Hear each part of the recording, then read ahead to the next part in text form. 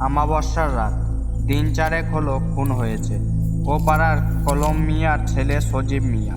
প্রকাশ্য দিনে দুপুরে কে বা কারা জবাই করে খুন করেছে তাকে, এ নিয়ে মামলা হলেও এখনো কাউকে দোষী সাব্যস্ত করতে পারেনি পুলিশ। দিকে ছেলে খুন হওয়ার পর থেকে কালাম মিয়ার অবস্থা খুবই সংকটপূর্ণ। দানা পানি ছেড়ে দিয়েছে লোকটি, কী বা করবে সে ভেবে যে আপন বলতে আর কেউ রইল না তার। সজীব ছেলে হিসাবে খুব ভালো এবং নর্ম ভদ্র ছিল, কারো সাথে কোনোদিনও ঝগড়া করতে দেখা যায়নি তাকে, তবে অন্যায়কে কখনো প্রশ্রয় দেয়নি সে। এই তো সেদিন খুন হওয়ার আগ মুহূর্তে কয়েকজন সান্ডা পান্ডা ছেলের লালসার হাত থেকে প্রাণ বাঁচালো যতীন চন্দ্রা কলেজ পড়ুয়া মেয়েটার। হয়তো সে জোরে ধরেই খুন হয়ে থাকতে পারে সে। যাকগে বাবা, ওসব ভেবে আর কাজ নেই, কোনোদিন দেখা যাবে আমাকেও খুন করে ফেলে ওই বড় রাস্তার মোড়ে। তাই বলে কি আমরা চুপ করে বসে থাকবো? অবাক সেই সুপুরুষের কাছে জানতে চাইল ফারুক, তো কি খবর? আগাছা উপড়াতে গিয়ে নিজে উপড়ে যাব? না বাবা, মরণকে আমি ভীষণ ভয় পাই।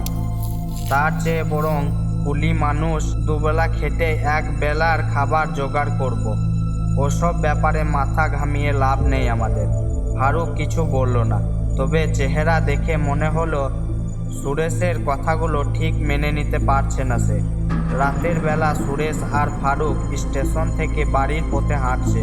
এ সময় চৌধুরীর কলা বাগানের পথ ধরে যাওয়ার সময় হঠাৎ থমকে দাঁড়ালো তারা। বাগানের মাঝখানটায় কেমন যেন খচখচ শব্দ হচ্ছে, গাছের পাতাগুলো কেমন যেন নড়ে চড় উঠেছে। অবস্থা পর্যবেক্ষণ করে এগিয়ে যেতে থাকলো ফারুক, কিন্তু হাত ধরে আটকে দিল সুরেশ। মাথায় ইশারা করে বোঝালো ওখানে যাওয়া ঠিক হবে না, কারণ রাত এখন অনেক, কমসে কম 12টা হবে। তাছাড়া আমাবস্যার রাত, ঘুটঘুটে অন্ধকার, যদি মন্দ কিছু হয়ে যায় তখন সুরেশের কথায় যুক্তি আছে। তাই আর ওদিকে না গিয়ে বাড়ির পথে পুনরায় চলতে লাগলো তারা। কিছু দূর যাওয়ার পর দুজনের মনে হলো কেউ যেন পিছু নিয়েছে। ফারুক সাহস করে এগিয়ে চললেও সুরেশের কিন্তু প্রচণ্ড ভয় হচ্ছে। মনে মনে রাম নাম জপ করতে শুরু করে দিয়েছে সে। শরীরটা যেন ক্রমশই অবশ হয়ে যাচ্ছে তার। হাঁটতে গিয়ে পায়ে পায়ে বাড়ি খেয়ে যাচ্ছে। অবস্থা বুঝতে পেরে তাই সুরেশের কাঁধে হাত চেপে তাকে এগিয়ে নেওয়ার চেষ্টা করলো ফারুক, কিন্তু কিছু দূর যেতে হঠাৎ মটমট করে তাদের একেবারে পায়ের সামনে এসে পড়লো একটা ঝোপঝাড় জামের ডাল। তাই থমকে দাঁড়ালো তারা। কলিজাটা কেমন যেন কুচকে যেতে চাইলো তাদের, শ্বাস প্রশ্বাসও যেন থেমে গেছে। অনেক কষ্ট করে ভিতর থেকে একটা গরম হাওয়া যেন বেরিয়ে আসলো। এ সময় ধূপ করে নেমে পড়লো বৃষ্টি, সাথে বয়ে চলল ভীষণ ঝড়, একেবারে গাছপালা ভেঙে পড়ার মতো অবস্থা। বেগগতিক দেখে তাই দৌড় লাগালো তারা। হাঁপাতে হাঁপাতে এসে উঠল চেয়ারম্যানের বাড়িতে, কিন্তু রাত বেশি হওয়াতে ঘুমিয়ে পড়েছে সবাই। এখন কি করবে তারা? সুরেশ জিজ্ঞেস করল। ফারুক কিছু না বলে তড়িগড়ি করে এগিয়ে চলল কামলা বাচ্চুর ঘরের দিকে। চেয়ারম্যানের খাস চাকর সে, তবে ফারুকের সাথে বেশ খাতির রয়েছে তার। দরজার সামনে এসে থাপড়াতে থাকলো কাঠের তৈরি দরজাটায়, কিন্তু বাইরের ঝড় বৃষ্টির কারণে কোনো শব্দ পৌঁছালো না বাচ্চুর কানে। তার উপর কাঁচা ঘুম, এ ঘুম কি এত সহজে ভাঙে? এভাবে কিছুক্ষণ ডাকার পর কোনো সারা শব্দ না পেয়ে জানলাটার কাছে গেল তারা। ধাক্কা দিতেই খট করে খুলে গেল। এবার বিদ্যুৎ চমকানির আলোয় স্পষ্ট দেখা গেল বাচ্চুর মুখখানি।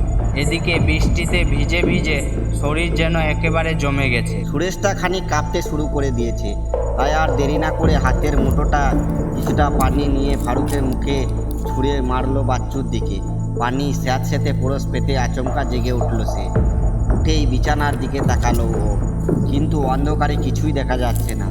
তারা হারান কবিরাজটাকে ভালো করে টাইট দিতে হবে বেটা, আমার সাথে বিটলামি ভেজাল ওষুধ মিশিয়ে দেওয়া না, 2 দিন 1 দিন শেষ। হঠাৎ বিদ্যুতের চমক উড়ল আকাশে। জানালার দিকে চোখ পড়তেই আতঙ্কে উঠল বাচ্চু। ও মা, এ যে দুজোড়া চোখ ফেল ফেল করে চেয়ে আছে তার দিকে। ভয়ে কাঁথা মুড়ি দিয়ে কাঁপতে কাঁপতে দোয়া দরুদ পড়তে লাগলো সে। এ সময় ফারুকের গলার আওয়াজ শুনতে পেয়ে আলগোচা উঠে বসলো। কোনো রকমে তাকালো জানালার দিকে। আকাশের দিকে অনবরত বিদ্যুৎ চমকাচ্ছে বলে ফারুককে বেশি চিনতে সময় লাগলো না তার। তাড়াতাড়ি করে দরজাটা খুলে দিল ফারুক, আর সুরেশ ঘরে ঢুকলো। তারপর দুজনকে শুকনো কাপড় আর একটা গামছা দিলে তারা শরীরটা মুছে ভিজে কাপড়গুলো পাল্টে ফেললো। তারা ইতিমধ্যে বাচ্চুর তার হারিকেনটার প্রদীপ জ্বালিয়ে দিয়েছে। এবার বল, এত রাতে তোমরা কোত্থেকে? অবাক হয়ে জিজ্ঞেস করলো বাচ্চু। আর বলো না ভাই, কাজ সেরে স্টেশন থেকে ফিরছিলাম, কিন্তু চৌধুরীতলায় কলা বাগানে আসতেই কিসব কাণ্ড কারখানা ঘটতে লাগলো। সুরেশটা তো ভয়ে কাঠ, আমি কম ভয় পাইনি। এরই মধ্যে বৃষ্টি আর ঝড় শুরু হলে কোনো রকমে দৌড়ে তোমার কাছে এলাম। বেশ করেছো, এখন শুয়ে পড়ো দেখি, সকাল হলে বাড়ি যে ওখন। হারিকেনের প্রদীপটা নিভু নিভু করে শুয়ে পড়লো তারা। বাইরে তখন বৃষ্টি ঝড়, বিদ্যুৎ চমকানির পাশাপাশি ক্ষণে ক্ষণে শোনা যাচ্ছে গুড়ুম গুড়ুম মেঘের চিৎকার। যাই হোক, ভোরের আলো ফুটতেই ফারুক আর সুরেশ বাছুর গাছ থেকে রওনা নিল। চৌধুরীদের বাঁশবাগানের পাশ দিয়ে যাওয়ার সময় হঠাৎ করে মনে পড়লো রাতের কথা। তাই কৌতূহলবশত বাগানে ঢুকলো তারা। ঢুকে দেখে চৌধুরীর ক্ষত বিক্ষত লাশ পিলে চমকে গেল তাদের। সুরেশটা তো দেখেই বিকট চিৎকার মেরে বসলো। ফারুক কোনো রকমে তার মুখ চেপে ধরলো। সেখান থেকে কেটে পড়লো যত তাড়াতাড়ি সম্ভব। ফারুক কোনো রকম তার মুখ চেপে ধরে সেখান থেকে কেটে পড়লো যত তাড়াতাড়ি সম্ভব। বাড়ি ফিরে দুজন নিম পাতা মেশানো গরম পানি দিয়ে গোসল করে নিল, কিন্তু আসল ঘটনাটা চেপে গেল সবার কাছে।